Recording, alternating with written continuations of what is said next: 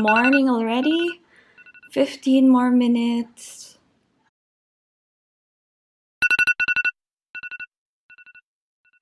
Ten more minutes.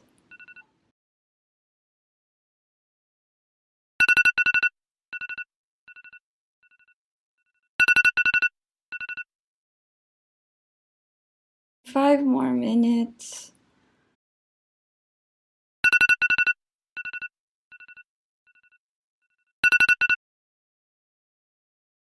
Five more.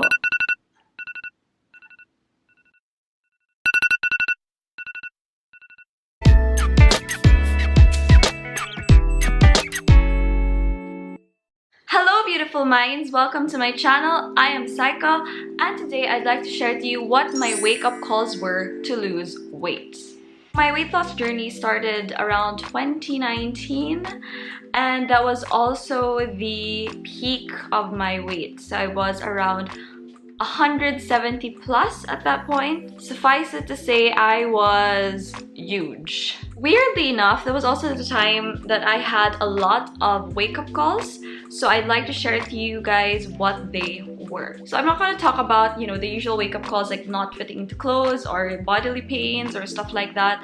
I'm going to share to you guys the things that really made me stop and think and really made me reflect on my weight. So without further ado, let's get into it. Number one, so I had a medical scare. So I was officially diagnosed with psoriasis last 2019. It's basically a genetic and autoimmune disease, but there's no certain cause as to why it happens. It's basically when your skin cells multiply 10 times faster than usual, making your skin have like red flaky spots. And they're very itchy and they bleed if you scratch them too much. So yeah, you can look for pictures online. I'm not gonna show you anything. So mine is specifically on my scalp, but it's getting better now. So before then, I already exhibited signs like small patches in here by around 2013, but it just got worse and worse as the years progressed. It was by 2019 that it kind of was unbearable and very bad to look at. And because I had more time, so I went to the doctors, so I was officially diagnosed by then. So we were talking about it and he was telling me what it was and what could be the causes or what could affect the flare-ups, because there are flare-ups and there are times when it's not that flared up. That could cause it, and it could be stress, it could be my sleeping patterns, my lifestyle, and it could also be my weight. By the way, he was very respectful when he said it. He wasn't saying it's your weight, everything should blame with your tummy. He didn't word it or phrase it like that. He was just saying it matter-of-factly that it could potentially also be my weight because I was way overweight. I was obese at this point. But for me, it was very alarming that my weight could be a part of this because in my previous video, again, I had bodily signs that I denied was attached to my weight, like my joint pain, but more so I was so concerned that I wasn't bleeding monthly, so I knew I had like a hormonal imbalance. And to know that my psoriasis could also be affected by my weight, the reasons just sort of stacked and stacked that there is now more reason to lose the weight because it has affected already so many things in my body and there has been so many signs, and I just have to wake up to them and realize and accept these as facts. And I think it's because weight is something I could control but I refuse to control. So I think that really hit me and affected me. So yeah, my psoriasis or my diagnosis really was very eye-opening. But sadly enough, because I knew it was partly because of my weight, after that appointment, I remember going out and just eating my favorite chicken wings.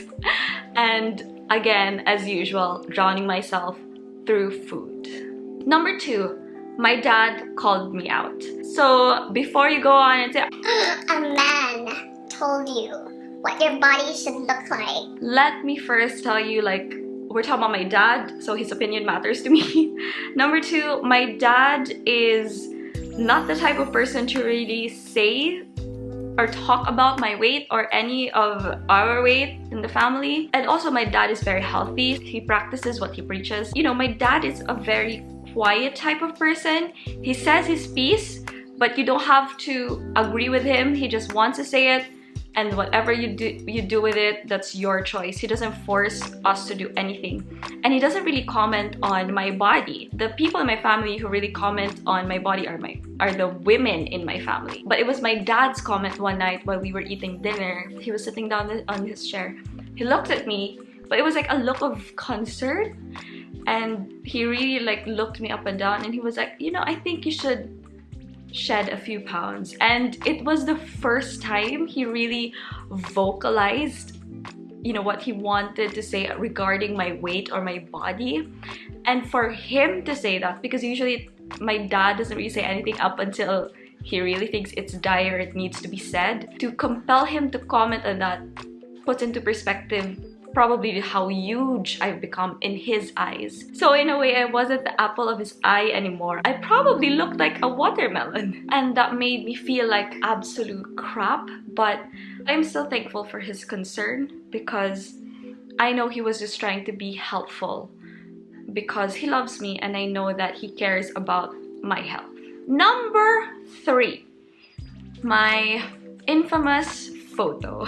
One of the biggest visual awakenings to ever happen to me was a photo my friend took of me while we were on our trip to Singapore last 2019. Again, I was at my peak weight, so I was absolutely huge. So here's the iconic picture. I look like a pregnant woman. It's scary, you know, it's terrifying.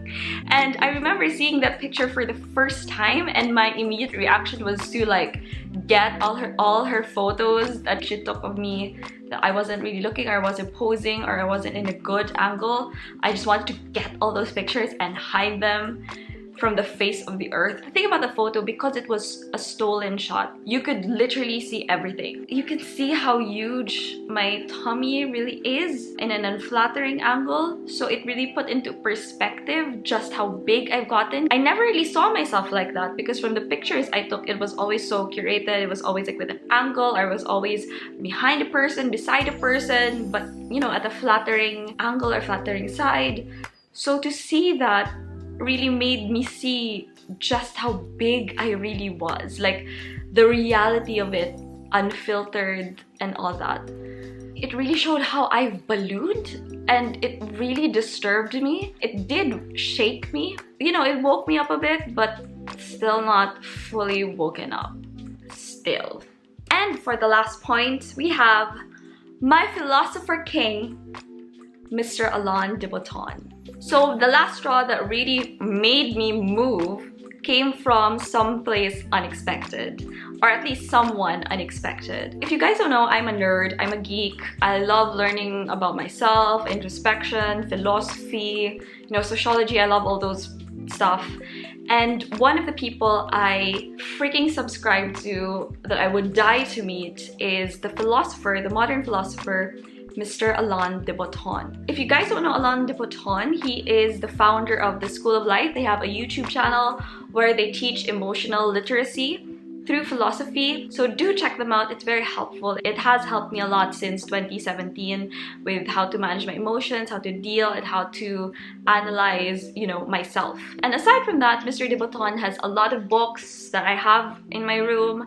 I read a lot of his books. I subscribe to his speeches, his talks. I love watching him and hearing him. He has really helped me mentally and emotionally as a person. That's where I got my strength, and you know, where I found the other parts of myself that were missing in my weight loss journey. So he really helped me a lot. And even before my weight loss, he was already there as a really good influence. But there was one talk in particular that really stuck with me. He had a video regarding about, you know, different topic, and he was talking about addiction at this point. And he said, and I quote, I'm gonna read it: "Addiction is any pattern of behavior whereby which you cannot stand to be with yourself." He argued that most of us are addicts, especially when we try to distract ourselves from anything that could take us away from introspection or take us away from knowing ourselves, or at least improving our self-knowledge. And for some reason, it really struck a chord with me. And he wasn't even talking about weight. His example was actually related to technology. But I guess when he said that, that was the time it sort of snapped into place that, hey, I have an addiction. And my addiction was food. And he validated that with his statement, because I would bury my emotions by eating. You know, everything, the goods and the lows, everything I celebrated with eating. So I knew I had a problem. You know, I always thought of myself as a mentally strong person. So when I think of an addict, oh, they don't have control. You know, I'm thinking of alcoholics, drugs, and they don't have control over themselves. That's why they go off the deep end. But to acknowledge and accept, by his definition, that I am an addict, I think it sort of really challenged me to go against that, to say that, no, I'm not. I don't want to be one. I know I was, but I don't want to stay or remain one and be addicted to food. And look how it has affected me. On the other hand, because I really subscribe to Mr. De Botton and I'm a big follower of his, there was a part of me that also wanted to make him proud. And I've always imbibed his teachings and practiced what he always would say. And this was just one of them. It was a hard hill to climb, but I wanted to prove that, hey, Mr. De Botton, I understand. Thank you for making me see the light. Yes, I'm an addict. I can finally say yes to that. I can finally acknowledge that, and I want to change. I want to get out of that. I want to take control, because I know it will also help me mentally, emotionally, spiritually, and holistically as a person. Oddly enough, it was the 1 minute part of his whole talk that wasn't even related to the whole topic of the discussion, actually, that really woke me up. It was the one that really shook me. And I remember after I watched that video, I was so sad and so ashamed to him, to myself, that I immediately started looking for all the kinds of exercises I could do. I was like, oh my god, what should I eat? Like, I was literally panicking and trying to sort out and plan everything just so I can start doing everything and anything to be better at controlling myself, my urges, my food addiction, and the like. And honestly, I would just like to thank Alon for being such an influential and a good kind of influential part of my life since 2017. Like, I love a lot of what he talks about and discusses. The journey I have emotionally, mentally since 2017, I wouldn't be able to do without his philosophy. So thank you so much to my philosopher king. Look where I am now. I'm proud of myself. Please be proud of me, Mr. De Botton.